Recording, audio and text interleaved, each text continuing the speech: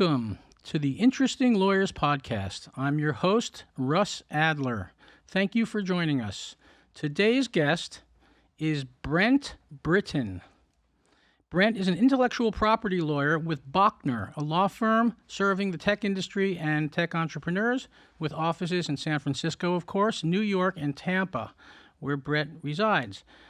Brent is the only lawyer who has a master's degree from M.I.T. Media Lab, which is really one of the think tanks and original sources of a lot of the technology that we have in our lives today, including AI. And you're going to hear about Brent's experience working on AI projects before anyone had any idea what it was, and his becoming a data scientist before deciding to become a lawyer for some reason.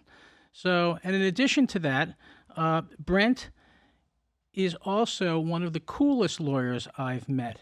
He sports 2 full-sleeve tattoos on his website, which talks about all of his experience and the tattoos, and he proudly displays them on the website to promote his personal brand, and that's something that I think is really very important these days. Brent, thank you so much for joining us.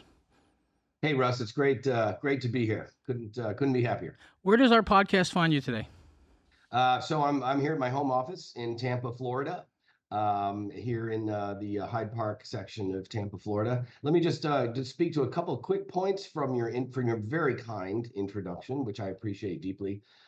There was a period of time when I was checking in with the MIT Media Laboratory to assess or ascertain whether any of its other grads had gone off to law school.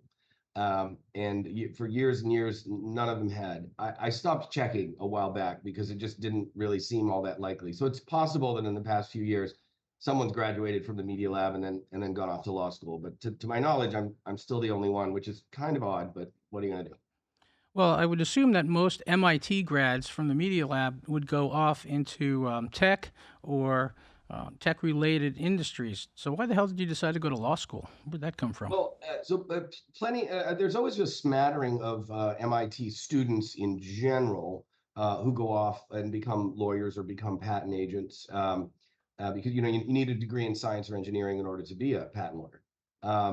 The Media Lab, very special place, of course, and it's an unlikely law school is an unlikely place for Media Lab grads to go because there's so much emphasis on cutting edge technology and sort of the philosophy of science and technology. And my expectations leaving the lab back in the early 90s would have been to sort of go to probably Hollywood and do computer animation for Hollywood movies. I probably would have ended up at some point at Pixar, for example, had I chosen to stay with technology.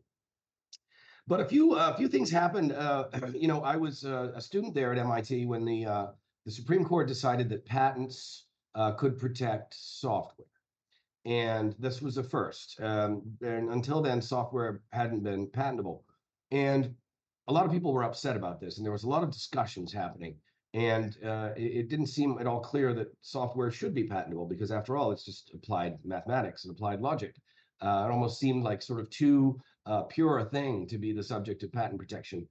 And so there were a lot of discussions happening, and it occurred to me that the scientists and engineers on the one side of the discussion weren't really communicating well with the regulators and the police and the legislators on the other side of the conversation. And to make a very long story short, I chose to go to law school to help bridge that gap, to sort of be the engineer who goes and learns about the law, because I'd been a kind of math geek my whole life, and when I didn't know a patent from a potato when this discussion started. And so I figured I ought to go learn how the law works. And it turns out, as an engineer, the law is a pretty nifty thing to attack academically, because it's really the rule base that runs society, very much like software is the rule base that runs a particular application. And so it turns out the law is just kind of one big hackable database for an engineer like me to get into and try to pull apart. So let me ask you this before we move on. So nowadays, who are your typical clients, and what do you typically do for them in a nutshell? Sure. My practice is largely focused on formation to exit representation of the technology startup. So we're going to get a client walk in the door. Might be a fresh college grad or even college student. Might be a middle-aged person. Whatever. They've gotten the entrepreneurial desire and they're going to start a company. Um, and we do everything for them: formation, governance documents, co-founder agreements, venture capital transactions, mergers and acquisitions, full spectrum intellectual property, patents, trademarks, copyrights, etc. All of the agreements that fall out of running a business, such as customer agreements, vendor agreements, privacy policy, terms of service for the application, if there is one, all the employment stack, the employee handbook and all those documents, and really anything interesting that comes out of being a technology company, such as an AI policy, for example, is on the rise. I'm putting my kids through college nowadays, writing internal AI policies. Yep, we'll get to And the AI in a second, but keep going. yeah. And of course, I'm happy to report that on occasion, small companies become large, and so we also have a crop of clients who are not rank startups anymore, but they're enterprises and going concerns. And we do a lot of spot technology work for example, large medical institutions that are in licensing a ton of software, every month. We'll come in and we won't do their healthcare work, but we'll do their technology licensing or something like that. So it's Okay. generally a tech focused practice, generally an entrepreneurship focused practice, but we are a general commercial law firm. Bachner at Large does just about everything. Let me go back to your humble beginnings and ask you to tell us about a story you shared with me the other day when we did our pregame call about Craigslist. Tell us about that. Yeah, yeah. So I graduated law school in way back in the olden days of 1994, and immediately went off to Silicon Valley, where a certain dot-com bubble was beginning to inflate. And I worked at big law for a few years and actually learned a great deal, had a wonderful time. But about 3 years after law school, a friend of mine and I decided we ought to start our own law firm and do technology and startup law ourselves, because we kind of had it all figured out, so we thought. And anyway, we started a firm in San Francisco called Britton, Silberman, and Cervantes in 1997, which became a bit of a darling of the dot-com bubble in legal arena in San Francisco for a few years. And it led to a lot of interest. It was a really fun time to be. I wasn't married. I had no children. I could sleep under my desk. I could party all night, and it was a fun time to be in San Francisco and Silicon Valley. Um, and we got to meet a lot of interesting people. And yeah, one day this fellow came into the office at Britton Silverman. Nice guy, little pudgy, really kind, good, good looks of a boyish good looks, if you will.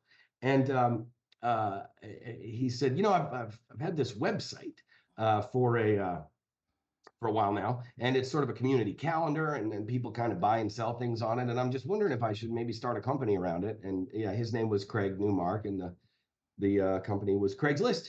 And so we got to be Craigslist's first lawyer and help launch that empire, which interestingly is now a nonprofit and has been for some time. And it's really fun to have been there, sort of when things first get started. I was going to ask you if he had a big exit from Craigslist, but if they were a nonprofit, does that mean there's no exit? There's just an exit? Attorney-client privilege would sort of preclude my commenting on specific details, but my understanding is Craig's doing very well and is very happy. And it's well deserved. And there's a special place in my heart for Craigslist and this story because I found my dogs on Craigslist, and I owe it to Craigslist that I found these dogs, and there was a male and a female, and I renamed the male Craig because I found him on Craigslist. So when you told me about that, it really resonated. I knew I was Yeah, bringing no, that one up. that's fantastic. And may I say, Craig Newmark is a excuse me, is a wonderful human being. I've been involved. I've been in Tampa now since for 20 years. And a few years back, we had a technology event with the Tampa Bay Technology Forum that I was involved in at the board level. And we threw it up at Mosey, and Craig was kind enough to come to town and give a presentation and talk about the history of Craigslist and the future of technology and all that. So he's just a fantastic human being. Yep. Well, it's come a long way, that's for sure. So I want to talk to you today about AI, artificial intelligence. You had mentioned to Yeah. me that while you were at MIT working in the media lab, doing cutting edge, disruptive things and developing these disruptive technologies, you actually had a chance to work on some early AI projects. So, can you just tell us briefly about your involvement at the media lab with AI back in the day, and what it was about? Sure, sure. Well, I certainly don't claim to be one of the founding fathers of AI or anything like that. I did take an AI class when I was an undergrad at the University of Maine in the late 80s, and sort of started fooling around in Lisp, which was a programming language of choice for AI programming back there in the late 80s. And started. I think I can comfortably say I wrote my first AI program in 1987, something like that. But yeah, I got to MIT, and I'm just fortunate. I mean, luckiest cat in the world to be able to get into the graduate program at the MIT Media Laboratory, and got to study AI under Marvin Minsky, one of the guys who kind of fathered it or grandfathered it, if you will. And we're involved in a number of really interesting projects. Not the least of which was computer systems that could track your eyes and track your hand movements, and sort of some early VR type stuff, and interpret what you mean when you say, what is that, and put it over there, and that kind of stuff. So, Brent, So that was really, really fun. when you look back from today, looking back to when you were in the media lab, what are your thoughts about the AI that's currently available for consumers, GPT, and Well, other yeah, similar products, and what are your concerns for society, generally speaking? sure. Well, let me start. There was a fellow back in the 40s whose name was Alan Turing, and he first conceived of, well, he didn't first conceive, because people have been conceiving of artificial intelligence for as long as we've been making machines. There's been this sort of sidebar conversation like, I wonder when and if a machine will able to sort of think for itself and make decisions. Well, Alan Turing proposed something which we now call the Turing test, which he called the imitation game, which is that if you can talk to a human and talk to a computer, and you're blind, you can't tell who's talking to you, and you can't tell the difference, then the computer has passed the Turing test. The basic idea being that we don't know what intelligence is, but we know it when we see it. Like I'm talking to you right now, Russ, and I don't know that you're intelligent. You could be a simulacrum for all I know. All I do know is that you appear to be here, and you appear to be a thinking, functioning human being. Funny you And say that. I'm wondering if you are an AI generated image who's the person's really on the golf course right now. exactly. Would that were so. So the point is, you see, that I judge whether or not you are intelligent, and everything else in the universe is intelligent, based on whether it converses with me. And so when the AI the early AI could pick up a block and set it down in the right place, and we said, well, that's not intelligence, that's just raw computing power. And then it sort of more or less learned how to drive a car, and we said, that's not artificial intelligence, that's not intelligence, that's just this sort of rapid vision processing. And then it beat the world grandmaster at chess, and we said that's not intelligent, that's just computing power. And then it beat the world grandmaster at Go, and everyone said, "What the heck is Go?" But hey, good on you, but it's still not intelligence. It's just raw computing power. And it won on Jeopardy, and we said it's still not intelligent. And then it talked to us in November of 2023. OpenAI released ChatGPT, and we were able to converse with it. And I claim that at that point, AI as a thing began to pass the Turing test, because even though you have a pretty good idea that you're not talking to a human being, we're getting a lot closer to a conversational AI that simulates fairly well a human being. I'm sure we've all heard that the way the large language models work is basically sort of autocomplete on steroids, which is it kind of predicts what to say next based on what other people have said next in the past. And it's not intelligent. We all know that. It is a large language model, but it's very complex, and it's very interesting, and it can do subtle and nuanced things conversationally. It can find facts and ideas, and of course, it can make them up. There are a whole lot of risks associated with the use of large language models. World domination is not one of them. I don't have a great many concerns that because there are other ways to generate what we would call artificial intelligence than just the large language models that you see in GPT and Bard and the rest. They're somewhat able to create novel things. They certainly can author works of original works of authorship. But we can talk about the legalities of that if you like, because I have a lot to say on that subject. It's what's great about the large language models is that for the first time in history, we have a machine that's actually generating original stuff. There's never really been you could do random art drawings or whatnot that's sort of based on whatever, but for the most part, the computer has never created original content, and now it does, and that's a watershed moment. Yeah, Um, and you told me it's getting so good that in a few years, it's going to put you out of a job as a transactional IP attorney. So, I don't see why not. I don't see why not, because you give the AI access to all the case law, and it will ingest it.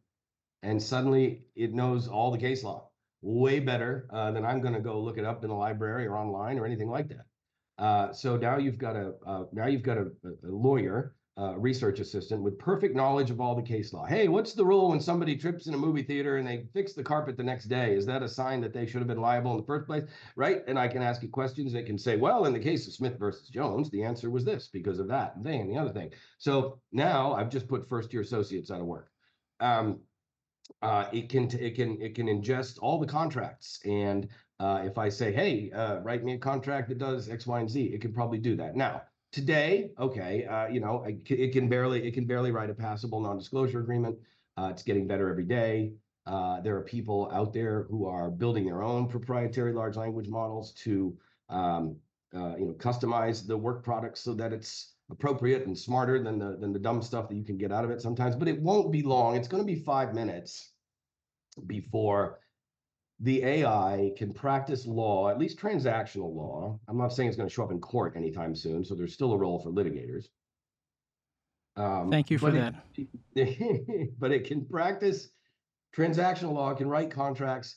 It can apply for trademarks and patents and whatnot better, stronger, faster, more efficient than any human will ever do. So I think I'm among the best lawyers in the world at what I do. I've been doing it for 30 years, and I've never seen a contract written by another human being that I didn't want to cover with red ink, because people don't know from the grammar nowadays, I'm Hmm. afraid. But I think the AI is going to beat me. I think it's going to beat all of us at all the things that require computing power, because everything going on in my brain is at some level just raw computing power at an extraordinarily slow speed compared to what the AI can do. So Brent, yeah, tremendous irony here, Brent.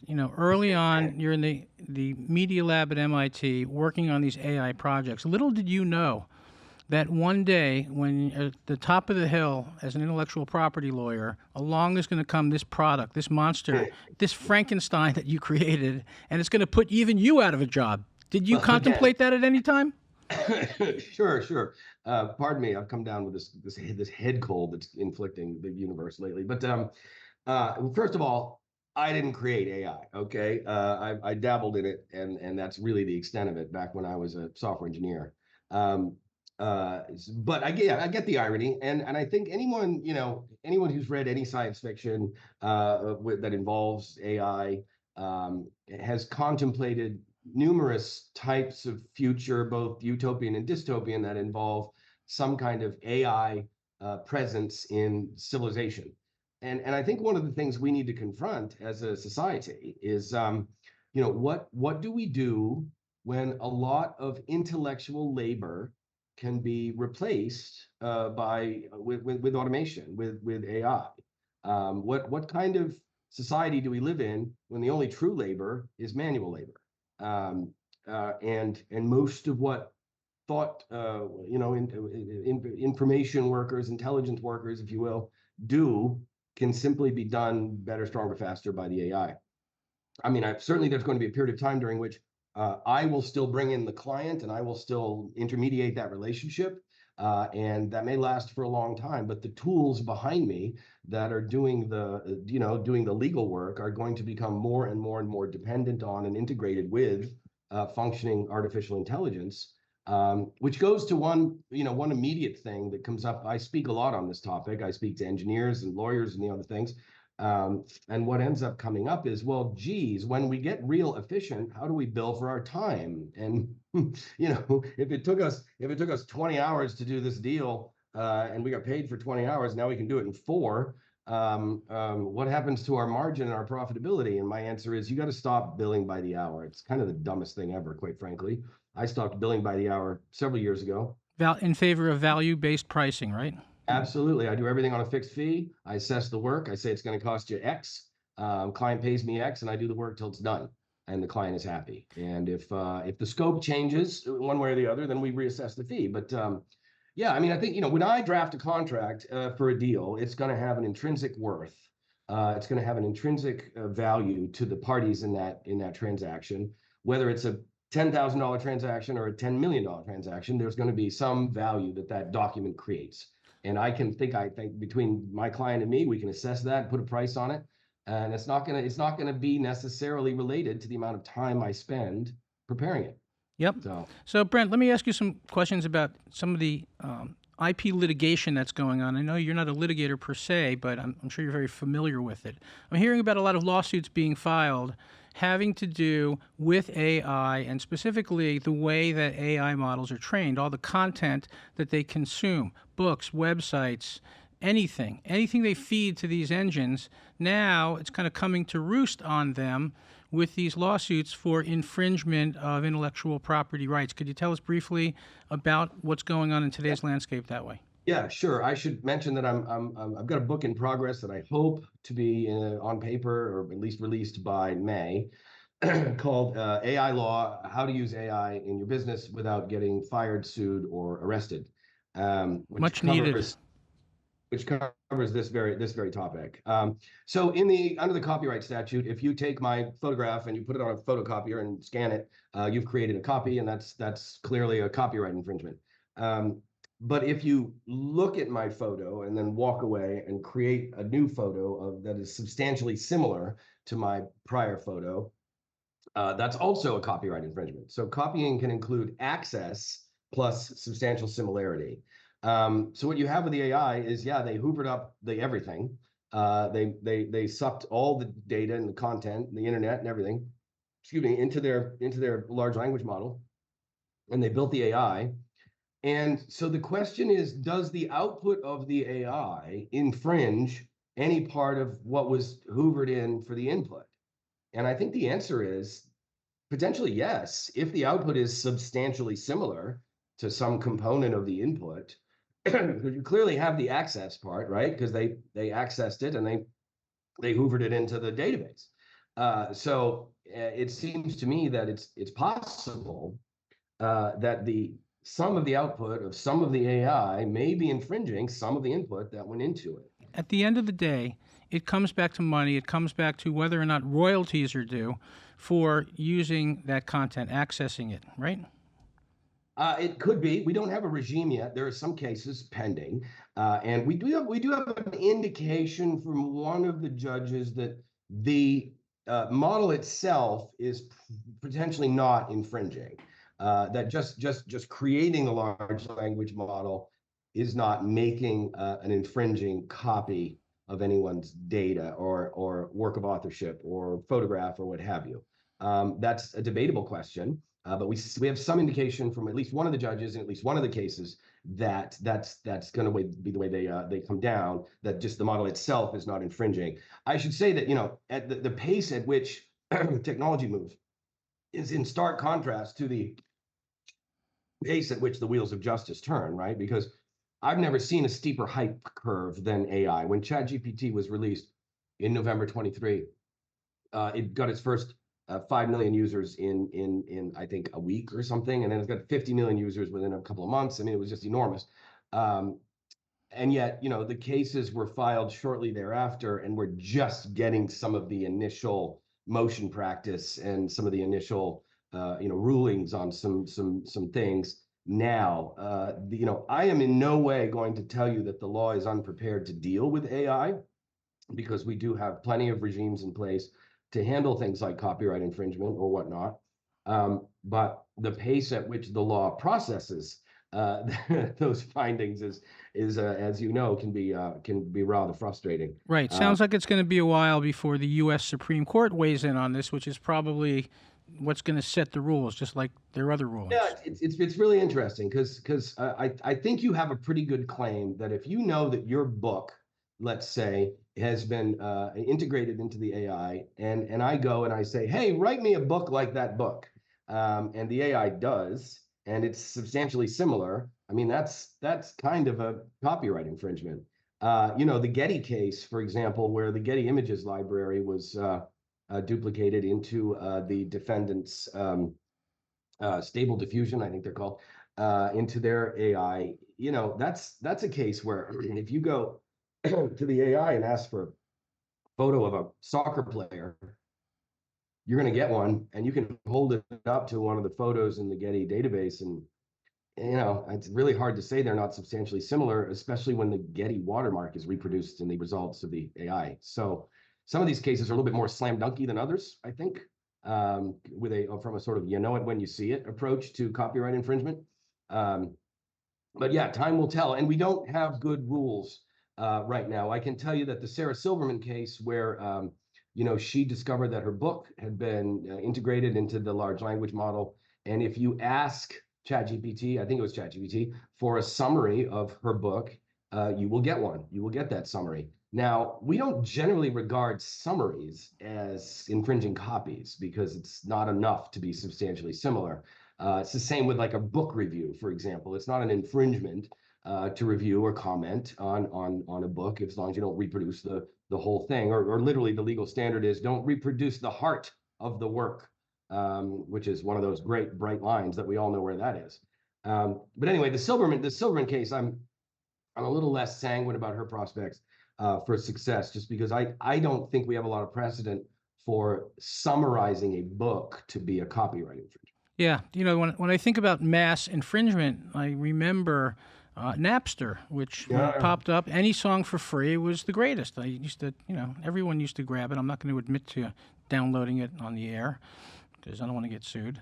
But playing that out, but they violated lots of copyrights there on music, and the whole thing ended up being fixed by Apple Music. I think that was the first product that really cleared this up, and they would collect royalties for the artists, and a structure was put into place to provide for that. So hopefully, I mean, is that a good analogy? And how do you see it playing out in terms of exchange of money changing hands with what's going on with the AI now?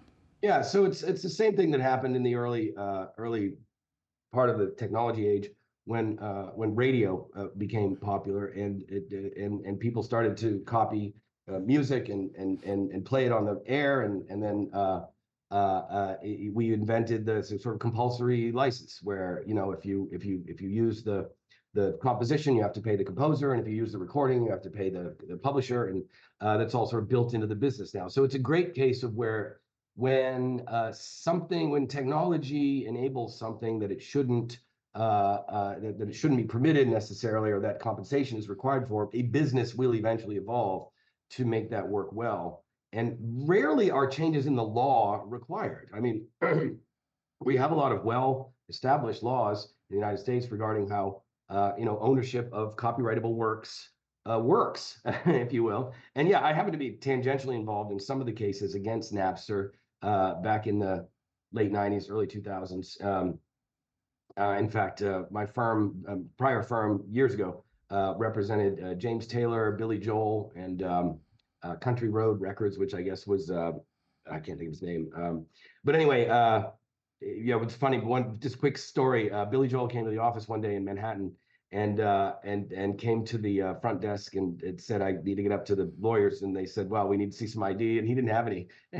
he's like, hello, I'm Billy Joel. Let me in. Anyway, we had to go down to the lobby and let him in. But so yeah, the Napster is a pretty good analogy to this, because all new technologies tend to perceive, and this is again one of the reasons I went to law school, because I've been on the internet before it was called the internet, and it's been my entire life. And it's odd how many people seem to think that just because something's new and enables some new behaviors, that there's no laws that are going to govern this behavior. You know, when the internet first launched, it was considered the wild wild west, and you know, you could get away with anything, and it turns out no, you couldn't. There are still laws against harassment and child pornography and all the things. Just because you're using the internet to seduce somebody doesn't make it legal.